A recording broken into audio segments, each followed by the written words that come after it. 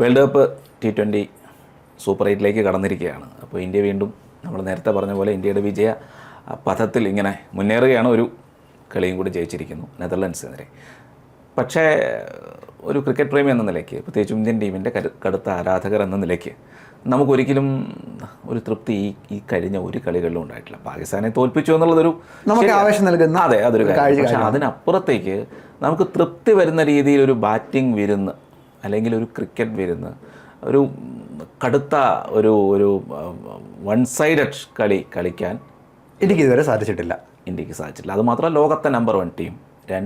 രണ്ടാമത്തെ കാര്യം, താരതമ്യേന ഇത് കുറഞ്ഞ എതിരാളികൾ, അതായത് നമീബിയ ഉണ്ടായിരുന്നു, USA ഉണ്ടായിരുന്നു, നെതർലൻഡ്സ് ഉണ്ടായിരുന്നു. പക്ഷേ ഇന്ത്യക്കത് സാധിച്ചില്ല എന്നാണ് തോന്നുന്നത്. അതിനൊപ്പം തന്നെ പറയുമ്പോൾ നമുക്ക് ഒരു ആശ്വാസത്തിന് നമ്മൾ പറയുകയാണ്, ഓരോ കളികളിലും ഓരോരുത്തർ ഫോമിലാകുന്നുണ്ട്, അതുകൊണ്ട് ഒരു ടീം ഗെയിമാണ് എന്നൊക്കെ പറയുന്നത്. പക്ഷേ യഥാർത്ഥത്തിൽ ആ വിശകലനം നടത്തിയാൽ ഈ പറഞ്ഞതുപോലെ നമുക്ക് അത്ര തൃപ്തി തരുന്ന ഒരു മത്സരഫലമല്ല ഈ 4 മത്സരങ്ങളും നമുക്ക് നൽകി. അതെ, ഫലം ഇന്ത്യ ജയിച്ചു, ഓക്കെയാണ്. പക്ഷെ അതിനപ്പുറത്തേക്ക് എന്താ പറയുക, എന്തോ ഒരു കുറവ് ഉണ്ട്. അതാണ് നമ്മൾ പറയുന്നത്. അപ്പോൾ ഓരോ കളികളിലും എനിക്ക് തോന്നുന്നത് ഈ 4 കളികളിലും ആത്മവിശ്വാസത്തോടെ ബാറ്റ് ചെയ്തത് ഇഷാൻ കിഷൻ മാത്രമാണ്. ഒരു കളിയിൽ ഹാർദിക് പാണ്ഡ്യ കളിച്ചു, പക്ഷെ ബാക്കിയുള്ളവർ താളം കണ്ടെത്താൻ കഷ്ടപ്പെടുന്ന കണ്ടിരുന്നു. അത് കഴിഞ്ഞ് സൂര്യകുമാർ യാദവ് കളിച്ച ആദ്യ കളിയിൽ അതെ, ബാക്കിയുള്ളവർ ബുദ്ധിമുട്ടുന്നു. മൂന്നാമത്തെ കളിയിൽ ഇഷാൻ കിഷൻ, അദ്ദേഹം പിന്നെ ആദ്യം മുതലേ തന്നെ ഒരേപോലെ തന്നെയാണ് ബാറ്റ് ചെയ്യുന്നത്, ഒരു മാറ്റവും ഇല്ല. അദ്ദേഹം മാത്രമേ ഉള്ളൂ ആത്മവിശ്വാസത്തോടെ ഈ 4 കളിയും കളിച്ചത്. ഈ കളിയിൽ ശിവം ദുബെ, പിന്നെ ശിവം ദുബെ മറ്റു കളികളിലൊക്കെ ഒരു അദ്ദേഹത്തിന്റെ മികച്ച പ്രകടനം തന്നെയായിരുന്നു, ഉണ്ടായിരുന്നു. ഭേദപ്പെട്ട പ്രകടനം, കാരണം അദ്ദേഹം അദ്ദേഹത്തിന്റെ റോൾ നന്നായിട്ട് തന്നെ ചെയ്തു. പക്ഷേ ഈ കളിയിൽ ശിവം ദുബെ കളിച്ചു. അപ്പോൾ സൂര്യകുമാർ യാദവും ഹാർദിക് പാണ്ഡ്യയും തിലക് വർമ്മയൊക്കെ ബാറ്റിൽ പന്ത് കിട്ടാതെ അല്ലെങ്കിൽ ദേശീയ ഷോട്ടുകളൊന്നും പോകാതെ കഷ്ടപ്പെടുന്ന കാഴ്ചയും കാണാൻ കഴിഞ്ഞു. അപ്പോൾ സൂപ്പർ 8ൽ കയറുമ്പോൾ നമ്മളെ സംബന്ധിച്ചിടത്തോളം ഈ ഒരു കളി പോരാ, ഇത് നമ്മൾ നേരത്തെ പറഞ്ഞതാണ്, ഈ ഒരു കളി പോരാ എന്നുള്ള ഒരു ഇതാണ് നമുക്ക് എല്ലാവർക്കും തോന്നുന്നത്. പറയുമ്പോൾ നമുക്ക് വേണമെങ്കിൽ പറയാം ഇന്ത്യ ജയിച്ചു, ടീം എഫർട്ട് ഉണ്ട് എന്നൊക്കെ പറയാം. പക്ഷേ സത്യത്തിൽ നമ്മുടെ സിനിമയുടെ ലോകം എന്തോ എവിടെ ഒരു കുറവുണ്ട്. അതെ, അത് യാതൊരു സംശയവുമില്ല. സത്യമാണ്. ചിലപ്പോൾ അഭിഷേക് ശർമ്മയുടെ ആ ആദ്യത്തെ ബാറ്റിംഗ് കാണാത്തത് കൊണ്ടാകുമോ എന്നറിയില്ല. രണ്ടായാലും ഇങ്ങനെയൊരു പ്രശ്നം അവിടെ ഉണ്ട്. നേരത്തെ പറഞ്ഞ കുറവിൽ നിന്ന് തുടങ്ങാം. എനിക്ക് പേഴ്സണലി ഫീൽ ചെയ്തത് അഭിഷേക് ശർമ്മ എന്ന താരം എക്സ്പ്ലോസീവായിട്ട് നമുക്ക് ഇതിനു മുമ്പ് പല മത്സരങ്ങളിലും നമ്മളെ ഒത്തിരി വിജയിപ്പിച്ച, അദ്ദേഹത്തിൻ്റെ ബാറ്റിംഗ് നമ്മളേറെ ആസ്വദിച്ച താരമാണ്. ഈ ലോകകപ്പിലേക്ക് വന്നപ്പോൾ 3 മത്സരങ്ങളിലും അദ്ദേഹത്തിന് തിളങ്ങാൻ സാധിച്ചില്ല, 0-ആയിട്ടാണ് മടങ്ങിയത്. അഭിഷേക് ശർമ്മ എന്ന താരം തിളങ്ങിയില്ലെങ്കിൽ പോലും അദ്ദേഹത്തിനോടൊപ്പം തന്നെ കഴിവുള്ള ഒരുപാട് താരങ്ങൾ അടങ്ങിയ നിരയാണ് നമ്മുടെ. അവിടെ തിലക് വർമ്മ എന്ന താരം ശരിക്കും നമ്മളെ നിരാശപ്പെടുത്തുന്ന പ്രകടനമാണ് കാഴ്ചവെച്ചത്. ഏഷ്യ കപ്പ് ഫൈനലിൽ നമ്മൾ ഇതേപോലെ തന്നെ ഒരു ചർച്ചയിൽ അദ്ദേഹത്തെ ഒരുപാട് പുകഴ്ത്തി സംസാരിച്ചാണ്. അദ്ദേഹം മികച്ച താരമാണ്, യാതൊരു സംശയവുമില്ല, കഴിവുള്ള താരമാണ്. അദ്ദേഹം കളിച്ച 4 മത്സരങ്ങൾ, അദ്ദേഹത്തിൻ്റെ സ്കോറ് നമ്മൾ പരിശോധിച്ച് കഴിഞ്ഞാൽ ഇദ്ദേഹം ഫോർമാറ്റ് മറന്നുപോയോ, ഞാൻ കളിക്കുന്നത് ഒരു ഏകദിന ലോകകപ്പിലാണോ എന്ന് ചിന്തിക്കുന്ന രീതിയിലുള്ള ബാറ്റിംഗാണ് അദ്ദേഹം കാഴ്ചവെക്കുന്നത്. അദ്ദേഹത്തിൻ്റെ ബാറ്റിങ്ങിനെ കുറിച്ച് കൃത്യമായ വിശകലനം ഇർഫാൻ പത്താൻ നടത്തിയിട്ടുണ്ട്. ഇർഫാൻ പത്താൻ പറഞ്ഞ വാക്കുകൾ ഇങ്ങനെയാണ്: പാകിസ്ഥാനെതിരെയുള്ള മത്സരത്തിൽ ഇഷാൻ കിഷൻ വളരെ നന്നായി കളിക്കുന്ന സമയത്ത് അദ്ദേഹം നമ്മുടെ തിലക് വർമ്മ ആങ്കർ റോൾ ചെയ്യുമ്പോൾ നമുക്ക് മനസ്സിലാക്കാം അത് ബുദ്ധിമുട്ടേറെ ട്രാക്കായിരുന്നു. ഇഷാൻ കിഷൻ ആ സമയത്ത് വേണ്ടത് പിന്തുണയാണ്, അത് തിലക് വർമ്മ കൃത്യമായിട്ട് കൊടുത്തു. പക്ഷേ ഇന്നലത്തെ മത്സരം നടന്നത് ഒരു ബാറ്റിംഗ് അനുകൂല ട്രാക്കിലായിരുന്നു. ഇഷാൻ കിഷൻ്റെ വിക്കറ്റ് പോകുമ്പോൾ 39-2 എന്ന നിലയിലായിരുന്നു ഇന്ത്യ.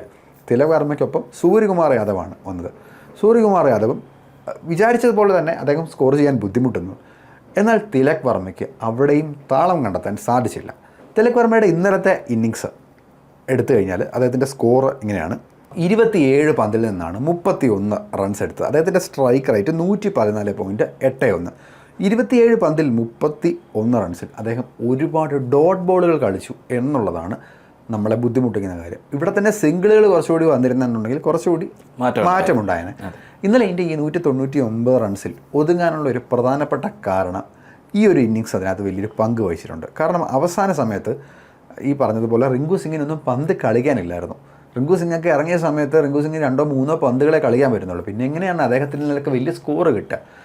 അതുപോലെ തന്നെ സൂര്യകുമാർ യാദവിനെ പിന്നെ നമുക്ക് ആദ്യത്തെ മത്സരത്തിൽ അദ്ദേഹം മികച്ച പ്രകടനം തന്നെയാണ് കാഴ്ചവെച്ചത്. ആ മികവിൽ തന്നെയാണ് ഇന്ത്യ അന്ന് ജയിച്ചു കയറിയത്. എങ്കിലും തിലക് വർമ്മയുടെ പ്രകടനം സൂപ്പർ 8ൽ നമുക്ക് ഒരു ആശങ്ക ഉണ്ടാക്കുന്ന രീതിയിലുള്ള പ്രകടനമാണ്. കാരണം അഭിഷേക് ശർമ്മയുടെ പേര് പറയുമ്പോൾ എല്ലാവരും തിലക് വർമ്മയെ മറക്കുന്നുണ്ട്. അഭിഷേക് ശർമ്മയാണല്ലോ ഇപ്പോൾ എല്ലാവരും ക്രിട്ടിസൈസ് ചെയ്യുന്നത്. എന്താണ് അഭിഷേക് ശർമ്മയ്ക്ക് പറ്റിയത്, എന്ത് തോന്നുന്നു? അഭിഷേക് ശർമ്മയ്ക്ക് പറ്റിയത് അല്ല, ഈ തിലക് വർമ്മയ്ക്ക് പറ്റിയ ഒരു കാര്യം നമുക്ക് പറയാം. കാര്യം വെച്ചാൽ ഒന്നാമത്തെ ഓവറിൽ തന്നെ വിക്കറ്റ് വീഴുകയാണ്, അതും 0-ക്ക്. എനിക്ക് തോന്നുന്നു 2-3 കളികളിൽ 0-ക്ക് നമുക്ക് വിക്കറ്റ് വീഴുന്ന അവസ്ഥ വന്നു. അപ്പോൾ സ്വാഭാവികമായിട്ടും തിലക് വർമ്മ അപ്പോൾ തന്നെ ഇറങ്ങേണ്ടി വരുന്നു. അതിലൊരു ചെറിയ ഒരു സമ്മർദ്ദം എന്തായാലും ഒരു ബാറ്റർക്ക് ഉണ്ടാവും. അപ്പോൾ അതിൻ്റെ ഭാഗമായിട്ടായിരിക്കാം പിന്നെ അദ്ദേഹത്തിന് കളിക്കാൻ. പിന്നെ അതിലൊരു കാര്യം എന്ന് വെച്ചാൽ അയാൾക്ക് മാത്രമല്ല, ഇപ്പോൾ ഇന്നലത്തെ കളിയിൽ ഹാർദിക് പാണ്ഡ്യ തലങ്ങും വിലങ്ങും തല്ലാൻ നോക്കുന്നുണ്ട്, പക്ഷേ കണക്ട് ചെയ്യാൻ പറ്റുന്നില്ല. സൂര്യകുമാർ യാദവ് ഇന്നലെ നോക്കിയിരുന്നു, നടന്നില്ല. അപ്പോൾ ഇതൊക്കെ അവിടെ നടക്കുന്നുണ്ട്. ഞാൻ നേരത്തെ പറഞ്ഞല്ലോ, ഈ 4 കളികളിലും ഒരുപോലെ ഒരേ ഫോമിൽ കൃത്യമായി സ്പിന്നറായിക്കോട്ടെ പേസറായിക്കോട്ടെ ഇഷാൻ കിഷനെ മാത്രമാണ്. അതുപോലെ എനിക്ക് തോന്നിയൊരു കാര്യം പറയട്ടെ. അപ്പം നമ്മൾ നേരത്തെ പറഞ്ഞു പാകിസ്ഥാനെതിരെയുള്ള മത്സരത്തിൽ സൽമാൻ അലി യാഗെ ഉപയോഗിച്ച ആ ഒരു ടെക്നിക്ക്, അതൊരു മറ്റ് എതിരാളികൾക്ക് ഹോംവർക്ക് നടത്താനുള്ളൊരു മാർഗമാണ് അദ്ദേഹം നൽകിയത്. അതെന്താ, അപ്പോൾ അഭിഷേക് ശർമ്മ അതിന് മറ്റു കാര്യങ്ങൾ പരീക്ഷിക്കുകയാണ് വേണ്ടത്. അപ്പോൾ ഇങ്ങനൊരു സംഗതി വരികയാണെങ്കിൽ നമ്മുടെ സ്ഥിരം സ്വഭാവം, ഞാൻ ആദ്യത്തെ പന്തിൽ തന്നെ അടിക്കും, ആദ്യത്തെ പന്തിൽ തന്നെ റൺസ് കിട്ടിയില്ലെങ്കിൽ എനിക്ക് വിഷമമാണ് എന്നുള്ള നമ്മൾ ചിന്തിച്ചിട്ട് കാര്യമില്ല. ഇങ്ങനെ നമുക്കെതിരെ കൃത്യമായ പ്ലാൻ ഉണ്ടെങ്കിൽ നമുക്ക് ആ പ്ലാൻ ഉണ്ടാവും. അത് തന്നെയാണ് സുനിൽ ഗവാസ്കർ പറഞ്ഞിങ്ങനെയാണ്, അഭിഷേക് ശർമ്മ ആദ്യ പന്തിൽ തന്നെ 6 അടിക്കണം എന്നുള്ളൊരു നേർച്ച അദ്ദേഹത്തിന് ഉണ്ടാവരുത്. അദ്ദേഹം 1-2 പന്ത് ഡോട്ട് ബോൾ കളിച്ചാലും പ്രഷർ ആവേണ്ട ആവശ്യമില്ല, സിംഗിൾ എടുത്ത് സ്ട്രൈക്ക് കൈമാറുക. ഒരു പ്രശ്നം, ഇന്നലത്തെ കളിയിൽ ഏതെങ്കിലും ഒരു പന്ത് തുടക്കത്തിൽ നേരിട്ട 2 പന്തിൽ അദ്ദേഹം ഷോട്ട് ചെയ്തിരുന്നു. അതിൽ ഏതെങ്കിലും ഒരു പന്ത് സിംഗിൾ ആയിരുന്നെങ്കിൽ ഈ പ്രശ്നം വരില്ല. ചിലപ്പോൾ ഈ ചരിത്രം തന്നെ നമ്മൾ ഈ പറയേണ്ട ഇത് മാറിപ്പോയത്. പിന്നെ നമ്മളൊരു കാര്യം ശ്രദ്ധിക്കേണ്ടത്, സൂപ്പർ 8 എന്ന് പറയുന്നത് കടുത്ത പോരാട്ടങ്ങളാണ്. അവിടെ നമുക്ക് നിർഭാഗ്യം എന്ന് പറയാൻ കഴിയില്ല. കാര്യം ഇഷാൻ കിഷൻ ഇന്നലെ നിർഭാഗ്യത്തിലാണ് ഔട്ടായത്. എത്ര വലിയ ഫോമുള്ള ബാറ്റർ ആയാലും നിർഭാഗ്യം പറയാൻ കഴിയില്ല, അങ്ങനെ സംഭവിക്കാം. അപ്പം അതുകൊണ്ട് എത്രയും പെട്ടെന്ന് തന്നെ അഭിഷേക് ശർമ്മ കണ്ടെത്തിയേ പറ്റുള്ളൂ. അതിലൊരു പ്രശ്നം എന്ന് വെച്ചാൽ നമ്മൾ ഈ തുടർച്ചയായ ഡക്ക് എന്ന് പറയുന്നത് നമ്മൾ ഈ പറയുന്ന പോലെയല്ല, അത് നമ്മുടെ മനസ്സിനെ ബാധിക്കുന്ന ഒരു കാര്യമാണ്. നമ്മളൊക്കെ നാട്ടിൻപുറത്ത് കളിക്കുന്ന സമയത്തൊക്കെ എൻ്റെ ഒരു അനുഭവം, ഞാനൊരു ടീമിന് കളിച്ചിട്ട് ഞാനൊരു 7 കളിയിൽ ഡക്കായിപ്പോയി തുടർച്ചയായിട്ട്. അപ്പോൾ ടീമിൽ ഈ ബാറ്റിനൊക്കെ പൈസ കൊടുക്കുന്നതുകൊണ്ട് നമ്മളെ മാറ്റിയില്ല, അത്രയേ ഉള്ളൂ. അല്ലെങ്കിൽ സാധാരണ ചെറിയ മാറ്റുമല്ലോ. അപ്പോൾ അന്നൊരു ഇപ്പോൾ കളി എല്ലായിടത്തും മനുഷ്യൻ്റെ മാനസിക സമ്മർദ്ദമൊക്കെ ഏകദേശമൊക്കെ സെയിമാണ്. അപ്പോൾ ഓരോ സമയത്തും നമ്മളിങ്ങനെ ഒരു റണ്ണെങ്കിലും എടുക്കണം എന്നുള്ള ആഗ്രഹത്തിൽ നമ്മൾ ശ്രമിക്കും. പക്ഷേ ആദ്യം നമ്മൾ വിചാരിക്കും ആദ്യത്തെ പന്തിൽ തന്നെ അടിച്ചേക്കാമെന്ന് വിചാരിക്കും, അതിൽ ചിലപ്പോൾ ഔട്ടായി പോകും. പിന്നെ വിചാരിക്കും നമ്മൾ കുറച്ച് നിന്നിട്ട് അടിക്കാമെന്ന് വിചാരിക്കും, അപ്പോൾ അത്രയും പന്ത് വേസ്റ്റ് ആവും, നമ്മൾ ഔട്ടാവുകയും ചെയ്യും. അപ്പോൾ അവസാനം 8ാമത്തെ കളിയിൽ ഞാൻ ഒരു റൺ എടുത്തപ്പോൾ മൊത്തത്തിൽ കൈയടി കിട്ടിയത് എനിക്ക് ഇപ്പോഴും ഓർമ്മയുണ്ട്, വളരെ കുറച്ച് വർഷങ്ങൾക്ക് മുന്നെയാണ്. ഇപ്പോൾ എന്ന് പറയുന്ന പോലെ ഈ ഡക്കായി ഇങ്ങനെ മുന്നോട്ട് പോകുന്നത് മാനസികമായാണ് ആക്ച്വലി ബാധിക്കുന്നത്. അതൊരു വലിയ പ്രശ്നമാണ്. അതുപോലെ തന്നെ വേറൊരു പ്രശ്നം ഇന്ത്യയെ കാത്തിരിക്കുന്നത്, സൽമാൻ അലി യാഗ നേരത്തെ പ്രയോഗിച്ച തന്ത്രത്തെക്കുറിച്ച് പറഞ്ഞു. അദ്ദേഹം ഒരു വലിയ പ്രൊഫഷണൽ ബോളറൊന്നുമല്ല, പക്ഷേ അഭിഷേക് ശർമ്മയെ പൂട്ടാൻ വേണ്ടിയിട്ട് തന്നെയാണ് അദ്ദേഹം ഫസ്റ്റ് ഓവർ എറിഞ്ഞത്.